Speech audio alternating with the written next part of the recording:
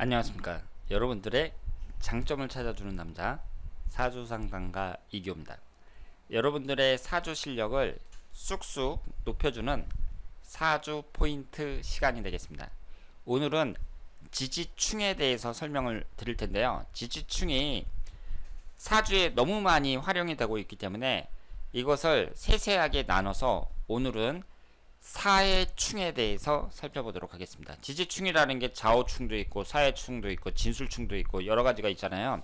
그 중에서 오늘은 사해충에 대해서 보도록 하겠습니다. 충이라는 것은 일반적으로 안 좋은 겁니다. 오행이 서로 부딪혀서 깨지는 거거든요. 충을 받아서 깨진다는 얘기는 각자의 기능을 잃어버린다, 이렇게 볼 수 있어요. 그래서 대체적으로 안 좋습니다. 그러면 충이 돼서 좋은 경우도 있느냐? 있기는 있는데 거의 없다고 생각을 하시면 돼요. 한 5% 정도 된다고 생각을 하시면 됩니다. 그러니까 충이 발생했을 때 95%는 좋을 게 없다, 이렇게 볼 수 있어요. 물론 충이 발생했을 때 그 충이 어떻게 형성이 됐는지 그 모양새를 잘 보셔야 됩니다. 그렇지만 어쨌든 충이 됐다고 해서 좋은 경우는 극히 드물다는 거 말씀을 드리고요. 제가 지금 말씀드리는 내용은 일반적인 사주 이론과 맞지 않습니다. 여러분들이 유튜브라든가 아니면은 인터넷에서 이 충에 대해서 살펴보면 무조건 나쁘다고 하는 사람은 없어요. 긍정적인 면도 많다, 뭐 새로운 전환의 기회가 된다, 뭐 이러면서 긍정적으로 나타내는 사람도 많이 있는데요. 우리가 그렇게 배우더라도 실제로 이제 사주를 적용을 해보잖아요. 그럴 경우에는 부정적인 경우가 대부분입니다. 그래서 합이라는 것은 좋을 수도 있고 나쁠 수도 있어요. 합이 형성이 돼서 생성된 오행이 용신운일 때, 그때는 좋고 기신운일 때는 좋을 게 없다, 이렇게 보고, 충이라는 것은 대체적으로 안 좋다, 이렇게 보시면 되겠습니다. 그러면 충이 여러 가지가 있는데 오늘은 사해충에 대해서 공부를 하잖아요. 이 사해충은 어떤 특징이 있겠어요? 뭐 좌우충이라든가 진술충이라든가 이런 것과 비교했을 때 일단은 역마충입니다. 역마라는 것은 움직이고 이동하고 돌아다니고 이런 걸 말하거든요. 그러면 사해충이 형성이 됐다는 얘기는 그 사람이 지지에 역마살 2개를 갖고 있다는 얘기니까 대체적으로 역마살이 강하다, 이렇게 볼 수 있습니다. 그래서 역마라는 건 움직이고 이동하고 돌아다니는 걸 말하니까 역마충이 형성이 된다는 것은 그 사람 성향 자체가 어때요? 좀 역동적인 사람이 많다, 이렇게 볼 수 있습니다. 그래서 그 사람이 뭐 내성적이든 외향적이든 간에 마음 한구석에는 어때요? 역동적인 기운이 넘치는 사람이 많다, 이렇게 볼 수 있습니다.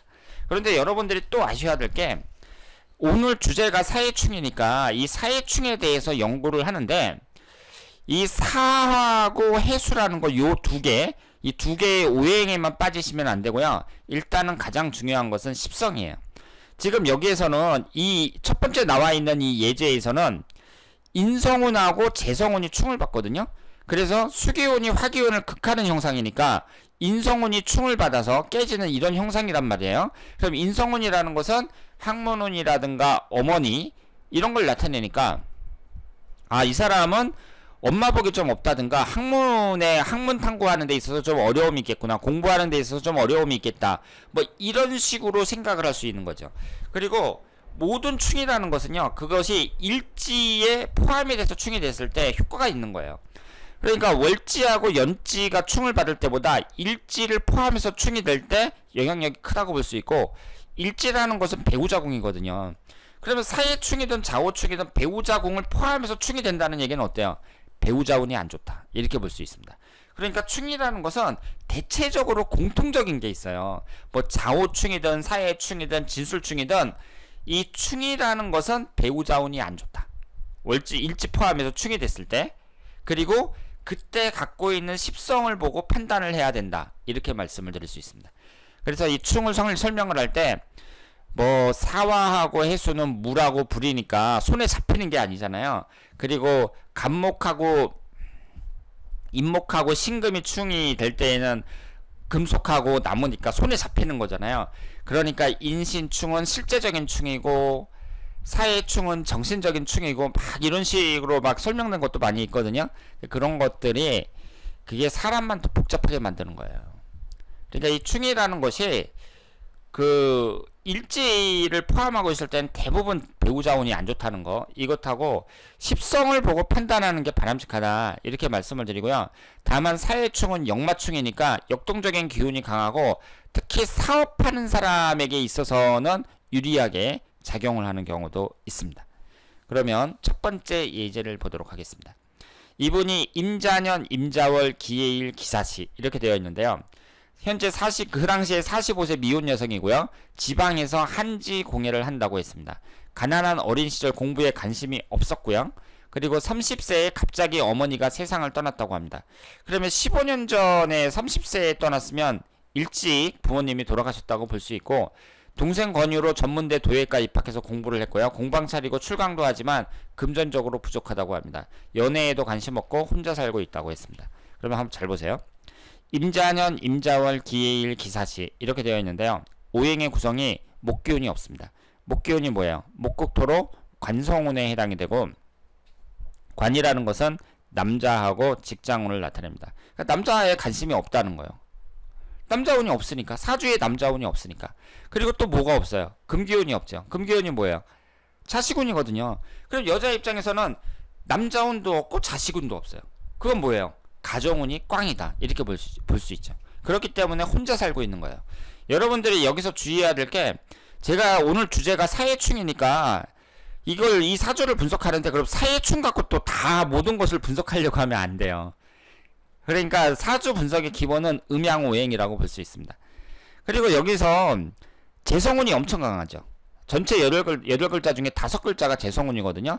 이런 사주를 재다 신약 사주라고 합니다. 그럼 재성운이 이렇게 강하니까 돈에 대한 집착이 강하겠죠. 돈에 대한 집착. 반면에 그 학문운은 어때요? 사해충으로 해서 학문운이 깨지고 있습니다.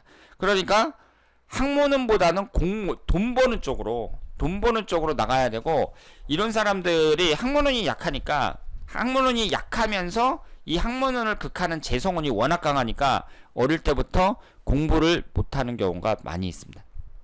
그리고 인성운이 깨지니까 어머니가 돌아가셨다고 볼 수 있고요. 그리고 배우자궁을 포함해서 충을 받는 거잖아요.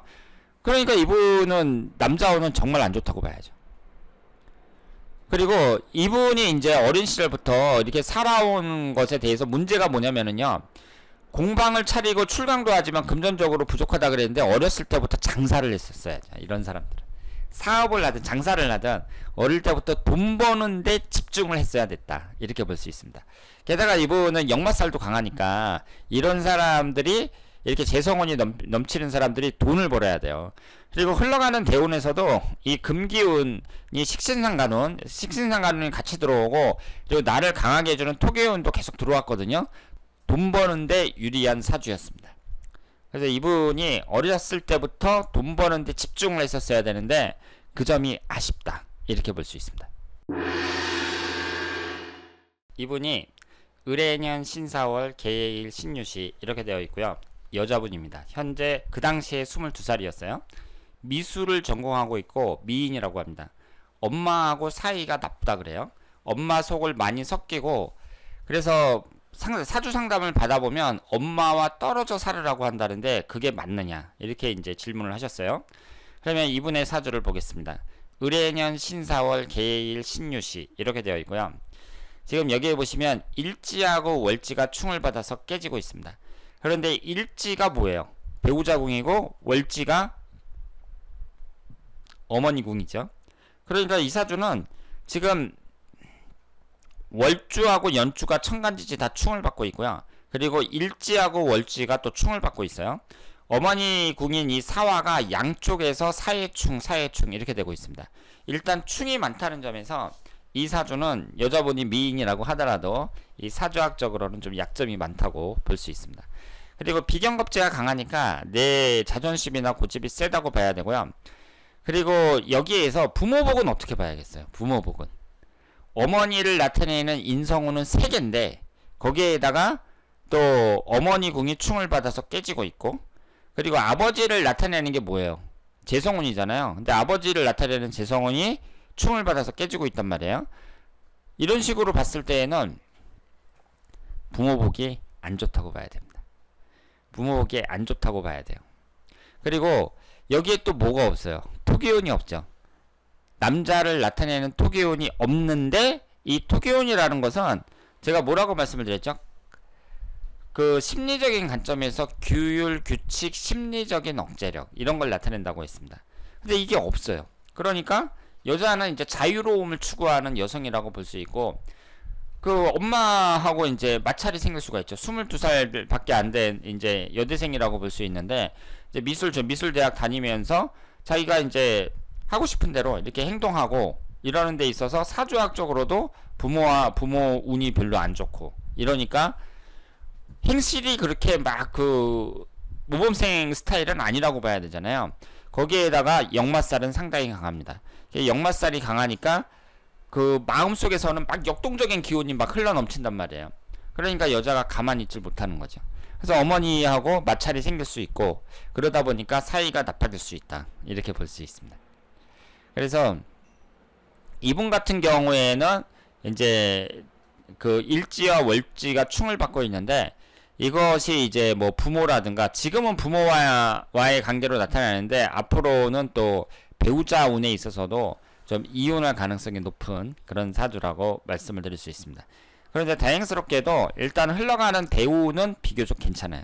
그래서 대운이 괜찮다는 것이 장점이라고 볼 수 있습니다. 그리고 이분은 현재 공무원이면 돌싱이라고 해요. 전처의 사치로 남은 재산이 많지 않다고 합니다. 장남이면서 효자고요. 두 딸을 둔 자상한 아빠예요. 직장생활도 잘한다고 합니다. 그리고 5년 정도 사귀다가 재혼할 생각이라고 해요. 그래서 지금 사귀는 여자가 있다고 합니다. 그러면 이분의 사주를 보도록 하겠습니다. 경신년, 정해월, 을사일, 을유시 이렇게 되어 있고요. 오행의 구성이 목기운이 둘, 화기운이 둘, 토기운이었고 금기운이 셋, 수기운이 하나입니다. 이분도 일지와 월지가 이렇게 사해충이 되고 있습니다. 그리고 옆에 신금이 있으니까 역마살이 강하죠. 그래서 이분은 음이 6개, 양이 2개로 음적인 성향이 강한 남성이지만 마음속에는 어때요? 역동적인 기운이 넘친다, 이렇게 볼 수 있습니다.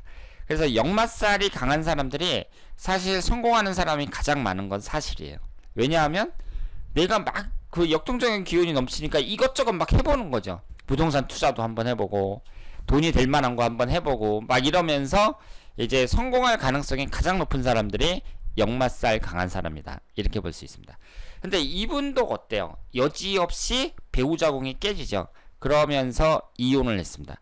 그러니까 일지를 포함해 가지고 충이 발생할 때 이때 이혼하는 경우가 많다, 이렇게 볼 수 있고요. 그리고 이분이 지금 37살인데 이혼을 언제 했는지는 모르겠으나 23살서부터 32살까지가 경인대운이었거든요. 이때에 인신사 삼형살이 형성이 됩니다. 그러니까 23살서부터 32살까지 여자를 가장 많이 만나고, 그리고 이제 아이도 어릴 그럴 시기에 삼형살이 들어왔다는 거, 이것이 이분에게 약점이었다, 이렇게 볼 수 있습니다. 그리고 이 사주에 뭐가 없어요? 토기운이 없죠. 여자를 나타내는 재성운인 토기운이 없습니다. 그러니까 이분은 여자운도 약한 데다가 배우자궁이 충을 받고 있으니까 이혼을 하게 된 것이고, 그러면은 지금 재혼을 하는 입장이니까 그렇지만 만약에 처음 결혼을 해야 되는 그런 입장에서 봤을 때는 어때요? 약점이 되게 많은 그런 사주라고 볼 수 있습니다. 그래서 이런 사주는 좀 피하는 게 좋습니다. 그리고 이분이 관살이 강하잖아요. 1개, 2개, 3개가 있단 말이에요. 이렇게 관살이 강한 사람들이 대체적으로 조직생활에 잘 맞고 공무원이 되는 경우도 많습니다. 그래서 지금 현재 공무원이라는 직업을 갖고 있다는 것은 이렇게 관살이 강하다는 점에서 어느 정도 잘 맞는다고 말씀을 드릴 수 있습니다. 그래서 오늘은 제가 이 사해충에 대해서 살펴봤는데요. 그러면은 여러분들이 이제 딱 볼 때 뭐 사해충이든 자오충이든 진술충이든 이렇게 일지를 포함해서 충이 발생할 때에는 어떻다는 얘기예요? 이성운이 안 좋다, 이혼할 가능성이 되게 높다, 이렇게 볼 수 있습니다. 그리고 이분은 이제 건강을 나타내는 식신상가론이 인성운에 의해서 극을 받는 이런 형태를 갖고 있으니까 건강을 조심해야 되는 그런 사주라고 말씀을 드릴 수가 있고요.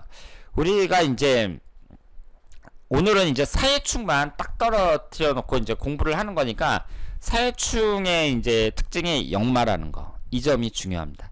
그래서 사회충을 갖고 있는 사람들은 그 역동적인 경우가 많고, 지금 이전에 있는 이분처럼 해수가 있는데 대운에 서 있잖아요. 대운이나 일련운에서 사화가 들어온단 말이에요. 예를 들어 31세 을사년 같은 경우는 사회충이거든요. 그런데 특히 젊었을 때, 뭐 20대라든가 30대에 이렇게 사회충이 될 때에는, 그러니까 일련운에서 사화가 들어올 때에는 일지가 수기운이고 들어오는 게 화기운이니까 일지가 극을 하는 거지 극을 당하는 게 아니잖아요. 이럴 경우에는 충의 영향이 거의 없다고 봐야 됩니다. 근데 이분은 지금 일지를 포함해서 사회충이 되고 있으니까 좀 영향을 받지만, 사주 왕국에서 충이 발생되지 않고 흘러가는 일련운에서 사화가 들어와서 사회충이 된다, 이랬을 때에는 영향이 별로 없다고 봐야 돼요. 그리고 젊었을 때 사람들을 보면 이 지지충이 형성이 됐을 때 오히려 잘 되는 경우도 많습니다. 그러니까 충이라는 게 대부분 안 좋다 그랬잖아요. 근데 잘 되는 경우, 아주 특별한 경우가 뭐냐면 이렇게 사회충이 될 때, 이것도 일련운에서 딱 사화가 들어와서 일지와 충을 받는데, 이때 그 사람 나이가 젊을 때, 뭐 20대라든가 30대 이렇게 젊었을 때, 그럴 때에는 잘 되는 경우가 많다, 이렇게 볼 수 있습니다. 자, 그러면 오늘 이기호의 사주 포인트 사회충이었습니다. 다음에 더 좋은 내용으로 찾아뵙도록 하겠습니다.